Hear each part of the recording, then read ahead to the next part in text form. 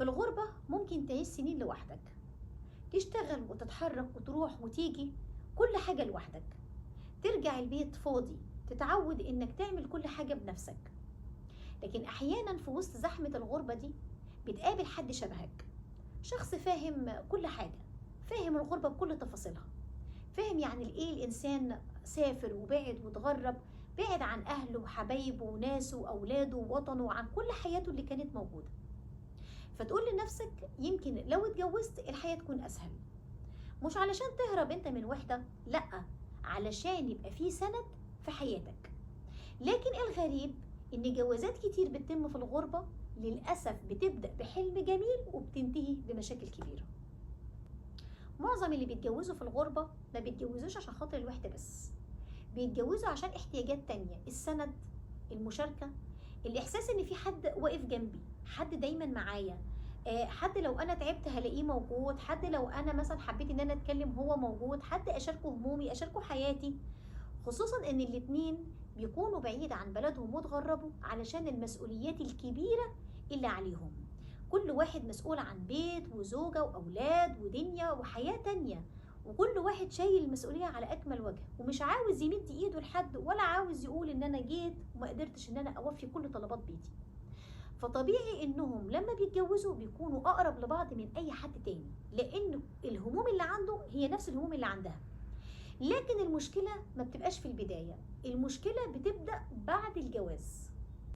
بعض الرجالة بيقعوا في خطأ كبير جدا، ان الست اللي انا اخترتها دي عجبتني قوي، عجبني شخصيتها، عجبني لبسها، عجبني حياتها، عجبني طريقة تفكيرها، قوتها، استقلاليتها عجبتني.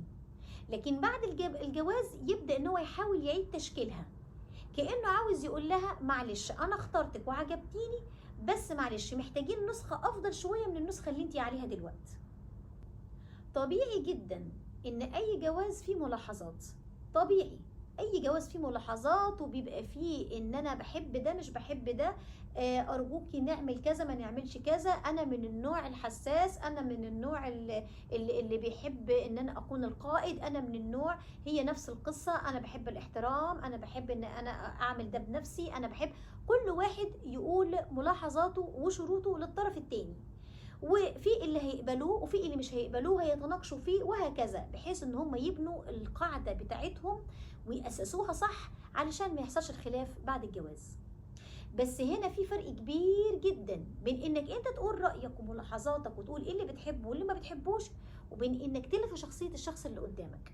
الست اللي عايشة في الغربة بتبقى عايشة بشكل مختلف، يعني لازم واحنا بنتكلم نكون فاهمين ان اللي انا بقوله ده ما بينطبقش على كل الجوازات، ده بينطبق على جواز الغربة. جواز الغربة بيكون مختلف عن اي جواز تاني.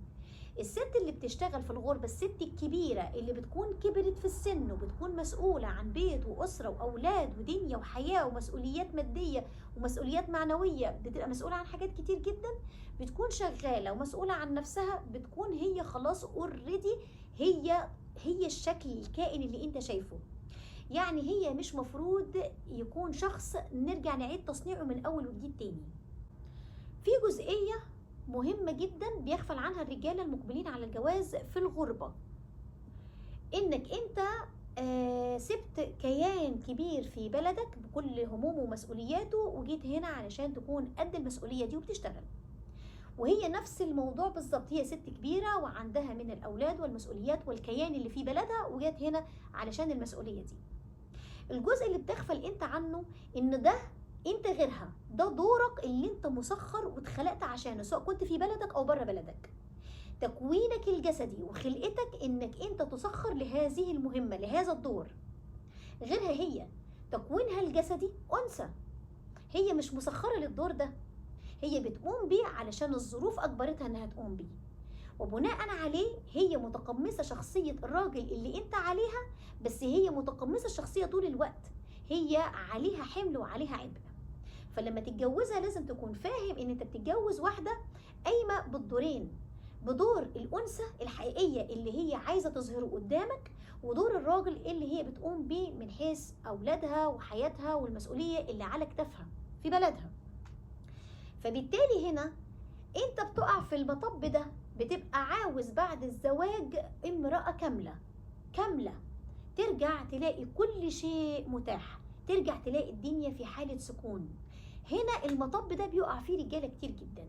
لازم تكون فاهم انك انت اتجوزت جواز غربة، الشخص ده بيقوم بدور كبير وبيتعب نفس التعب بتاعك، فبالتالي هنا هنقع تحت مسؤولية الشراكة في الجواز. الشراكة بيكون ليها مواصفات خاصة في الغربة. الشراكة المادية ما فيهاش أي جدال، بيبقى في شراكة في الماديات، في كل ماديات الأسرة من حيث الإيجار، الأكل، الشرب، المصاريف، بتكون في شراكة مادية وما بيبقاش فيها فعلا جدال. هي بتصرف على نفسها وهو كمان بيصرف على نفسه، والاتنين بيصرفوا على المسؤوليات اللي عندهم في بلدهم. أما الشراكة التانية المطب الحقيقي اللي بيبقى مش مفهوم من الطرفين.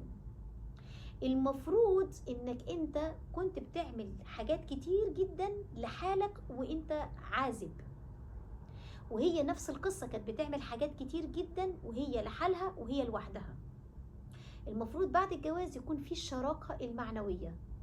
الزوجة لما تلاقي زوجها بيشتغل طول النهار وهي حصل لها ان توفر ليها وقت، المفروض الوقت ده تستغله، توفر جو هادي، توفر أكلة حلوة، توفر بيئة مريحة، توفر بيت نظيف، توفر كلمة طيبة، بحيث ان الراجل بعد العناء الطويل واليوم الطويل يرجع يلاقي فعلا مكافأة جميلة في البيت.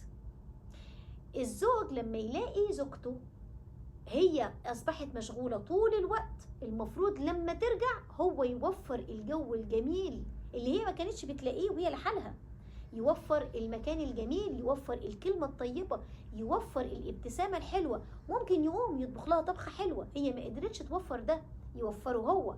كان الأول بيوفره لنفسه على طول مدار الأسبوع، لا دلوقتي لا، ممكن يوفره مرة ولا مرتين قصاد الحياة الجميلة والمشاركة الجميلة. بدل ما كنت أنا بخدم ناس تانية غرب، لا أنا قاعد في بيتي بخدم بيتي وبخدم حياتي. وهي نفس القصة، أنا بخدم في بيتي، مش بخدم جوزي ولا بخدم الستات اللي بتطلع لا انا مش خدامه. لا حبيبه قلبي، انت بتخدمي بيتك، انت بتعملي ده لبيتك، بس بتعمليه بطريقه جميله، بتعمليه خدمه حلوه ليكي وللطرف التاني. بيبقوا هنا الاتنين عون وسند حقيقي لبعض.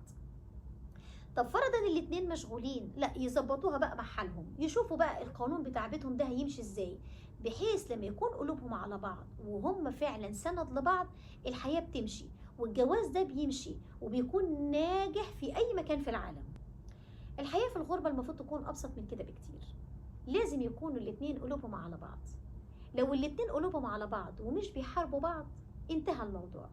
لو توفر الأمان وكل واحد حكى اللي في قلبه للتاني بكل بساطة وبأريحية، وهو عارف إن الطرف التاني مش هياخد ده سلاح ضده يذبحوا بيه، هيكون الدنيا أبسط من بعض.